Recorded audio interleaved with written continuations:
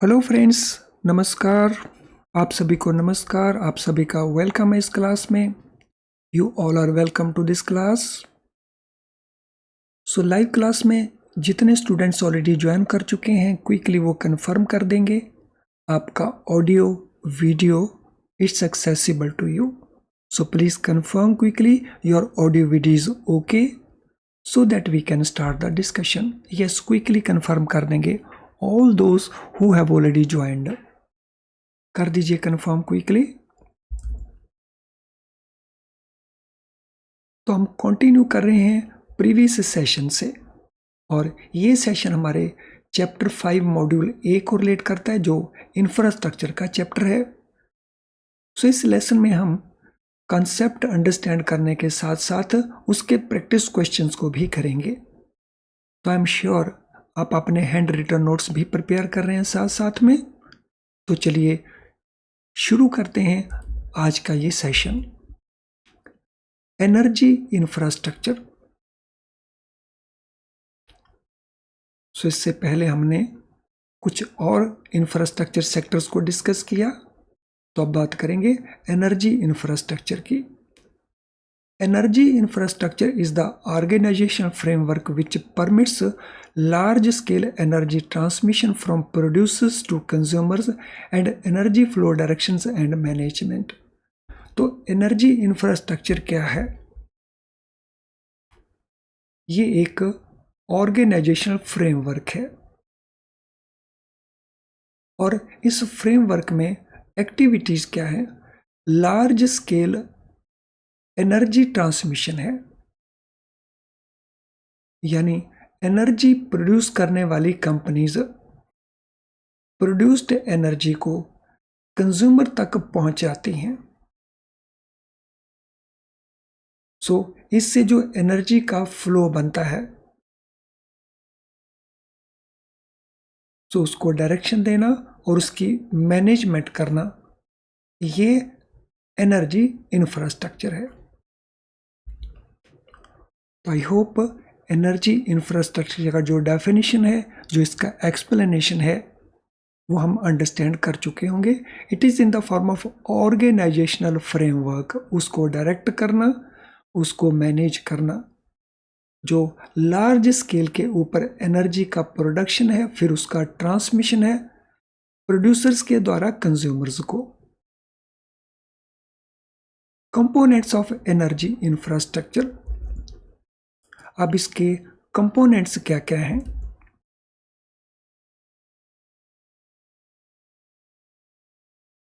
तो इसके कंपोनेंट्स में नेचुरल गैस पाइपलाइंस हो गई, natural gas pipelines, storage and distribution terminals, then petroleum pipelines,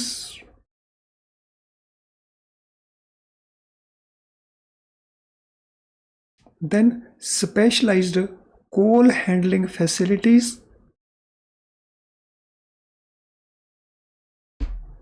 जिसमें कोल्स की वॉशिंग, कोल की स्टोरिंग और उसका transportation to the producing units, जो एनर्जी प्रोड्यूस करने वाले यूनिट्स हैं। देन रिन्यूएबल एनर्जी इंफ्रास्ट्रक्चर, जैसे विंड पावर एनर्जी है, सोलर पावर एनर्जी है, हाइड्रो पावर एनर्जी है, जियोथर्मल पावर एनर्जी है, बायोमास, बायोफ्यूल फैसिलिटीज एटसेट्रा।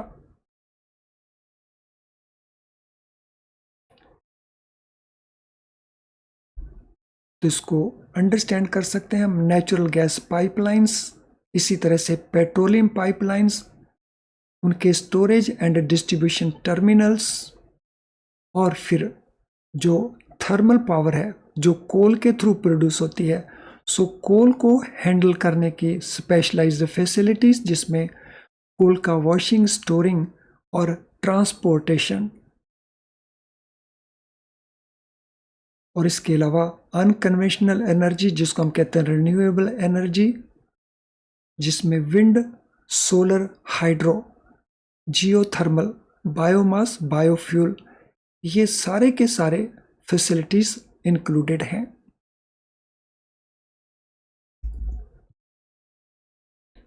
तो आई होप आप हर चीज को साथ साथ लिख पा रहे हैं और ठीक से अंडरस्टैंड भी कर पा रहे हैं। Globally India ranks 4th in renewable energy capacity. So India की जो रैंकिंग है ग्लोबली रिन्यूएबल एनर्जी के केस में 4th है, विंड पावर के केस में भी 4th है, सोलर पावर कैपेसिटी के केस में भी 5th है। लेकिन एक बात का ध्यान रखना, ये जो रैंकिंग है ये from time to time change हो सकती है। इसीलिए जब भी आप इस लेसन को वॉच कर रहे हो तो इट इज़ बेटर कि गूगल सर्च करके इसमें कोई चेंज तो नहीं हुआ तो वो भी टेस्ट कर सकते हो। India has one of the highest rates of growth for renewable energy in the world। तो जो हमारा ग्रोथ रेट है, ऑल्दो हमारी ओवरऑल रैंकिंग 4th है, लेकिन जो हमारा ग्रोथ रेट है वो हाईएस्ट है in the world.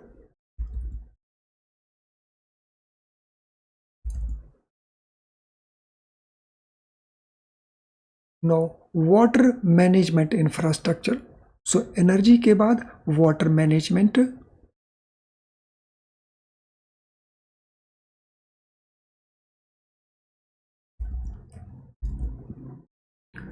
This comprises, तो इसमें क्या क्या इंक्लूडेड है इस इंफ्रास्ट्रक्चर में। So drinking water supply, waste water का collection and disposal,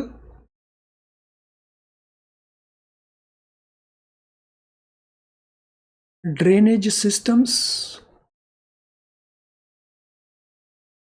major irrigation systems जिसमें रेजर्वियर्स हैं, इरिगेशन कैनाल्स हैं,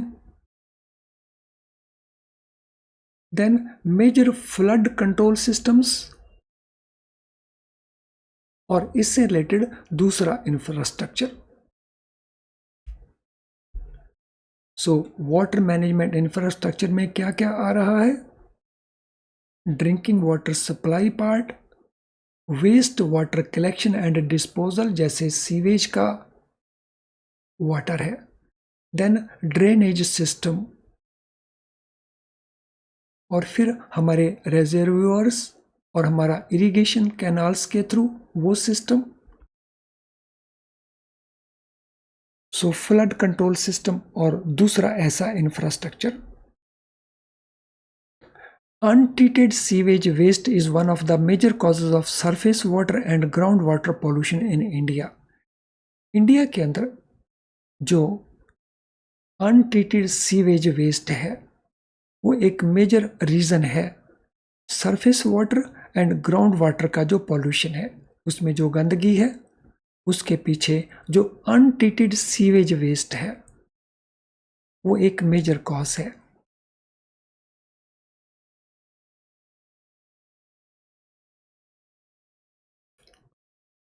Water Prevention and Control of Pollution Act 1974 was the first legislative measures taken to directly address the issue of water pollution and conservation in the country। तो ये वो act है water prevention and control of pollution act, जो पहला कानून है, legislative major है, directly जो एड्रेस करता है किस इश्यू को, वाटर पोल्यूशन को और वाटर कंजर्वेशन को। तो इसे एक्ट का नाम ध्यान से नोट कर लेंगे।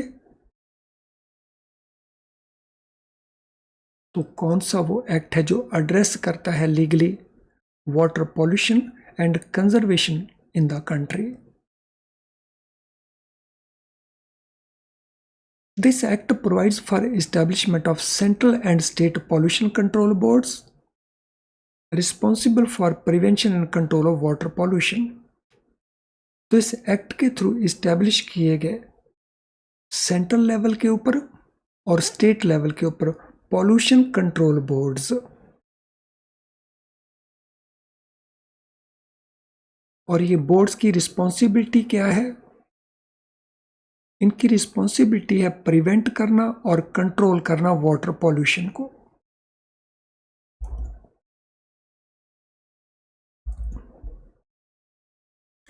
It regulates waste water discharge into water bodies and takes preventive and remedial measures to check pollution। तो ये रेगुलेट करता है वेस्ट वाटर जो है उसको डिस्चार्ज ना किया जाए। सो किस में? वाटर बॉडीज में, यानी जो हमारे रिवर्स हैं और दूसरे वाटर बॉडीज हैं। एंड ये board preventive and remedial measures pollution को चेक करने के लिए इनिशिएट करते हैं। So these boards take preventive measures and also remedial measures, ताकि जो वाटर पॉल्यूशन है वो कम से कम रहे, to check the pollution.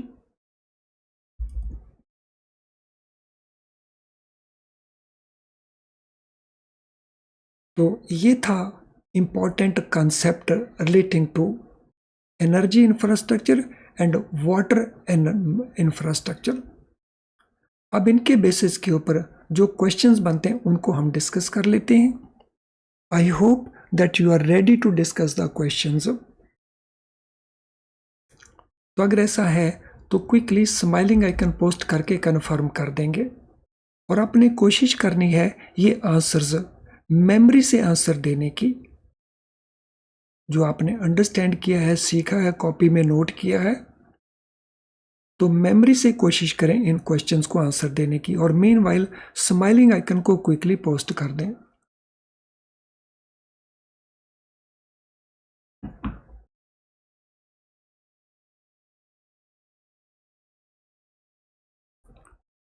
Okay, let us start with the questions.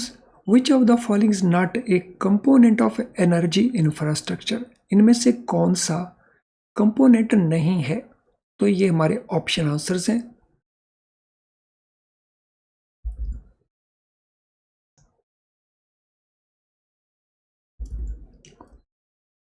Which of the following is not a component of energy infrastructure?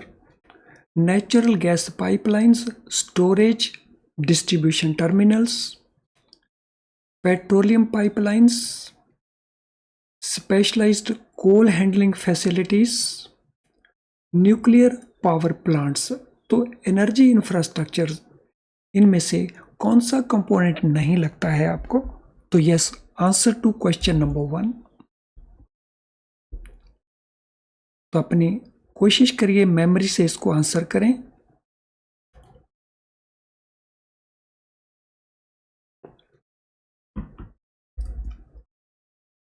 Natural gas pipelines, storage and distribution terminals, ये तो हैं। Petroleum pipelines, ये भी हैं। Specialised coal handling facilities, ये भी हैं। लेकिन न्यूक्लियर पावर प्लांट्स इसका पार्ट नहीं है, उसके लिए पॉलिसी डिफरेंट है। तो यहाँ पे हमारा आंसर बन जाएगा डी, न्यूक्लियर पावर प्लांट्स। चलिए क्वेश्चन नंबर 2 के ऊपर चलते हैं। What is rank of India in terms of solar power capacity globally? Solar power की जो हमारी कैपेसिटी है ग्लोबली, उसकी रैंकिंग हमारी कौन सी है? फर्स्ट रैंकिंग, सेकंड, फोर्थ या फिफ्थ? सो हमारी वर्ल्ड रैंकिंग, हमारी global ranking in solar power capacity,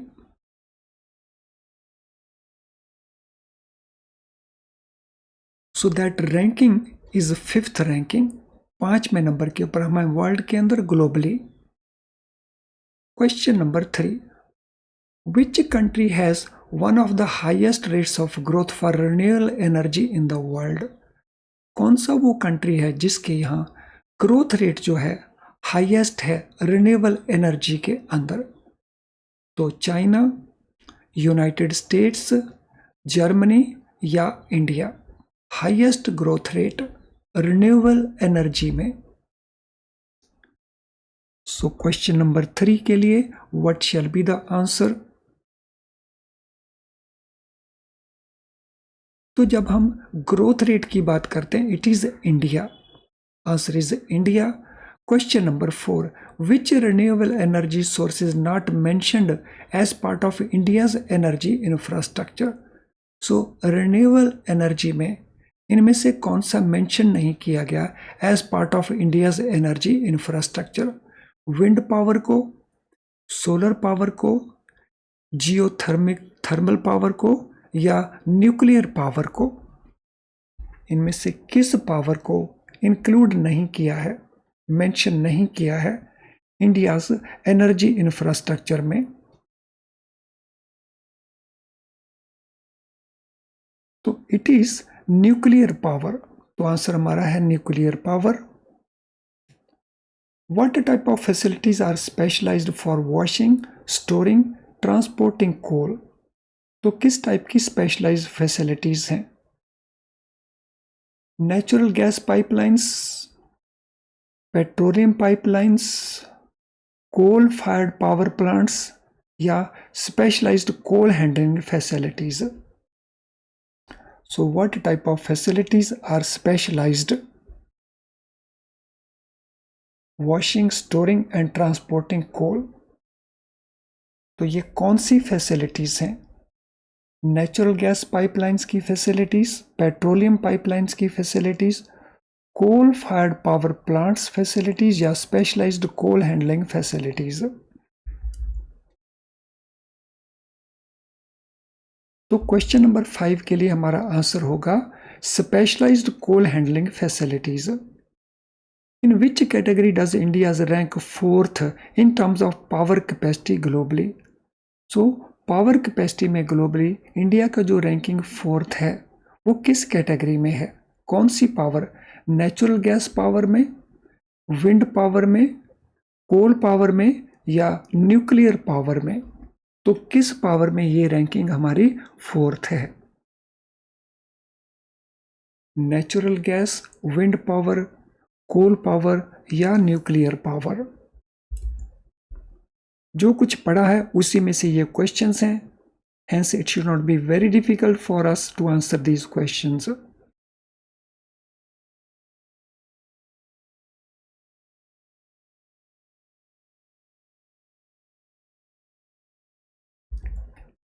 So answer here is wind power. Wind power में हमारी रैंकिंग 4th है। Friends, before we move to next questions, उससे पहले ये important information मैं आपके साथ शेयर करना चाहूँगा। वीडियो लेसन्स के थ्रू आप कॉन्सेप्ट को अंडरस्टैंड करते हैं, जैसे इस समय हो रहा है, और प्रैक्टिस क्वेश्चंस के थ्रू आप उस कॉन्सेप्ट में क्लैरिटी लेके आते हो। जो कन्फ्यूजन्स हमारे रह जाते हैं स्टडी करते समय, उनमें क्लैरिटी आती है प्रैक्टिस क्वेश्चंस के through. So this means video lessons के साथ साथ जो क्वेश्चन बैंक है वो भी इक्वली इम्पॉर्टेंट है। तो जब आप प्रेपरेशन कर रहे हैं तो पहले वीडियो लेसन वॉच करके कॉन्सेप्ट को अंडरस्टैंड करें और फिर उसको प्रैक्टिस करें, ताकि आपके कॉन्सेप्ट में क्लैरिटी आए और एग्ज़ाम के अंदर आप क्विकली क्वेश्चंस को आंसर कर सकें। तो इसके लिए आपको वीडियो लेसन या क्वेश्चन बैंक हमारी ऐप में मिल जाएगा। अभी तक अगर आपने हमारी ऐप को इस पर्पस के लिए यूज़ नहीं किया तो आप इसको यूज़ करके बेनिफिट ज़रूर उठाएंगे। तो चलिए हम कंटिन्यू करते हैं इन क्वेश्चंस के ऊपर डिस्कशन को। तो next question, what does the term water management infrastructure encompass? तो वाटर मैनेजमेंट इंफ्रास्ट्रक्चर जो टर्म है उसमें क्या एनकम्पास रहता है, यानी उसमें क्या क्या इंक्लूडेड रहता है? Drinking water supply, waste water collection, disposal and drainage system, major flood control systems, irrigation canals, reservoirs, surface water and groundwater pollution prevention methods, central and state pollution and control board establishments. तो water management infrastructure में इनमें क्या क्या आता है? So the term water management infrastructure क्या क्या include करती है? What is included?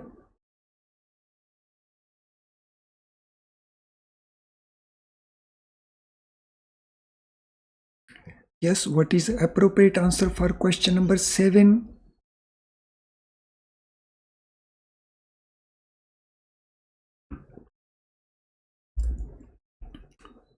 So drinking water supply, water collection and disposal drainage system. In fact, water management infrastructure में ये सारे के सारे ही आ जाते हैं, तो हमारा आंसर यहाँ पे ए जो है वो सही आंसर नहीं है. So all these are covered under water management infrastructure. In India, what is one of the main causes of surface water and groundwater pollution? India में कौन सा मेन कॉज है water and ground water pollution का? Unregulated industrial activities, deforestation and soil erosion, untreated sewage waste या excessive use of fertilisers and pesticides. Main cause हमने बताना है surface water and ground water pollution का. Question number 8, what shall be the answer?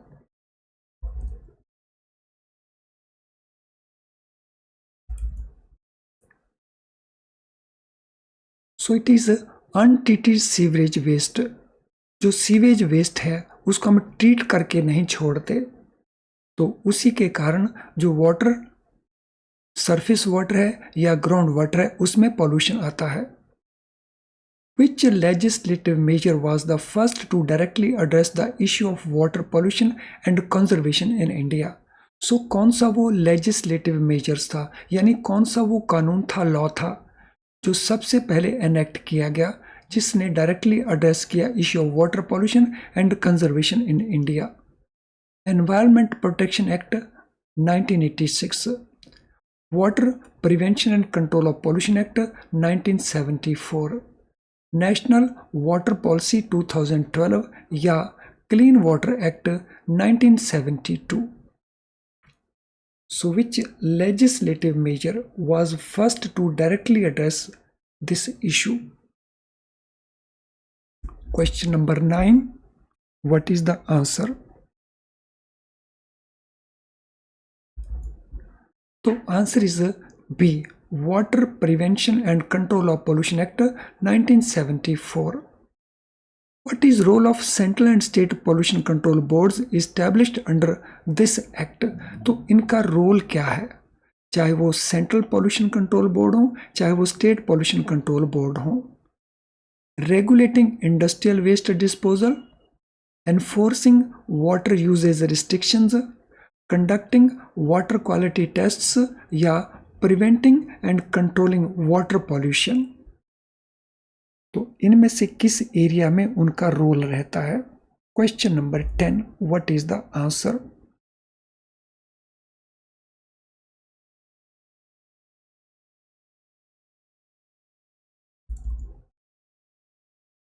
So question number 10 के लिए answer रहता है D, preventing and controlling water pollution. तो ये उनका रोल है, ये उनका काम है, उनका फंक्शन है. What does water prevention and control pollution act regulate? तो ये जो एक्ट है 1974 में जो बनाया गया, ये किसको रेगुलेट करता है? Ground water extraction for commercial purpose, water pricing and distribution, waste water discharge into water bodies या रिजर्वियर कंस्ट्रक्शन एंड मैनेजमेंट. तो ये किसको रेगुलेट करता है act? So that is the answer we have to provide.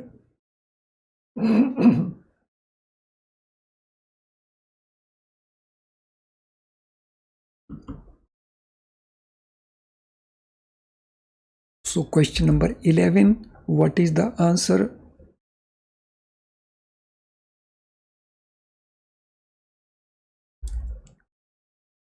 So इसके लिए answer हमारा बनेगा waste water discharge into water bodies. जैसे रिवर्स एटसेट्रा हैं, उनमें वेस्ट वाटर का डिस्चार्ज उसको रेगुलेट करता है ये act. What is main objective of this act? So water prevention and control of pollution act, इसका main objective क्या है?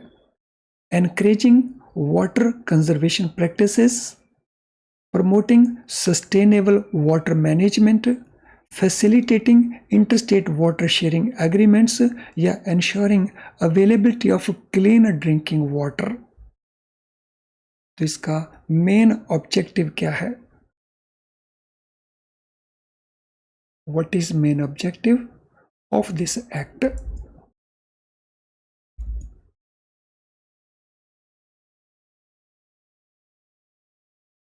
So इस एक्ट का मेन ऑब्जेक्टिव है to ensure availability of clean drinking water facilities. तो ये इसका मेन ऑब्जेक्टिव है। चलिए फ्रेंड्स, अब हम बात करेंगे कम्युनिकेशन इंफ्रास्ट्रक्चर की। After energy infrastructure and water management infrastructure, let us now talk about communication infrastructure. Communication infrastructure includes what? तो कम्युनिकेशन इंफ्रास्ट्रक्चर में क्या क्या आता है? तो इसमें आती हैं पोस्टल सर्विसेज,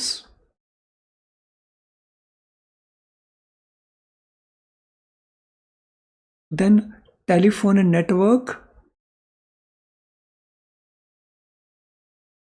जिसमें मोबाइल फोन नेटवर्क भी इंक्लूडेड है, then TV and radio broadcast stations,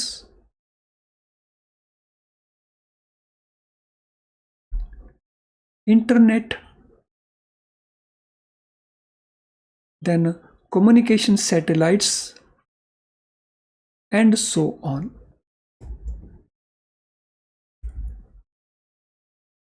तो ये सारा कुछ कम्युनिकेशन इंफ्रास्ट्रक्चर में इंक्लूड रहता है, एनकम्पेस्ड है।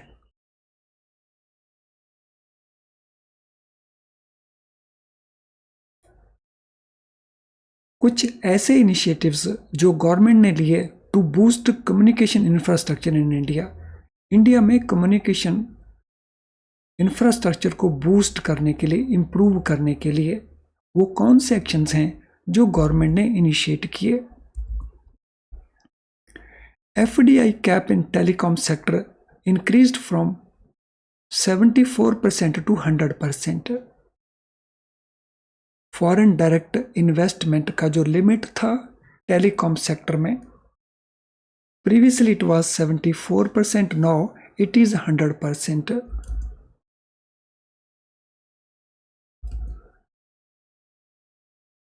In 2020, government approved Production Incentive Scheme, that is PIL, for large-scale electronic manufacturing.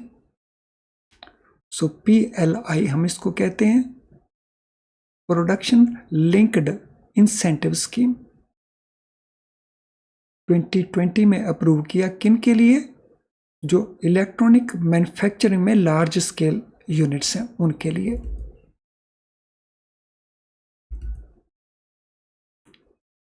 Department of Telecommunication launched Tarang Sancharj, a web portal sharing information on mobile towers and EMF emission compliances.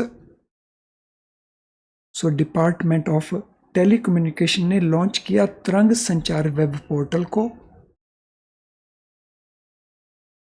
इसके ऊपर information कौन C share होती है? Mobile towers and EMF emission compliances.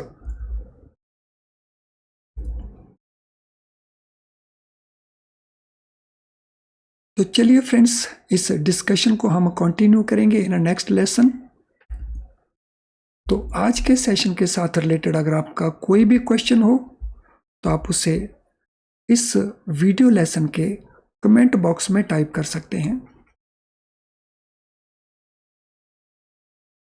इसके अलावा अगर आपकी कोई जनरल क्वेरी हो तो आप हमें इस ईमेल आईडी के ऊपर पोस्ट कर सकते हो, या हमारी ऐप का जो मैसेज बॉक्स है उसमें भी आप अपनी क्वेरी पोस्ट कर सकते हो। ये जो हमारा फ़ोन नंबर है ये अब काम नहीं करता, तो इसको कॉल ना करना। तो चलिए आज के सेशन को हम यहीं पे वाइंड अप करते हैं। तो हम कंटिन्यू करेंगे इस डिस्कशन को in next session also. Thank you friends, all the best.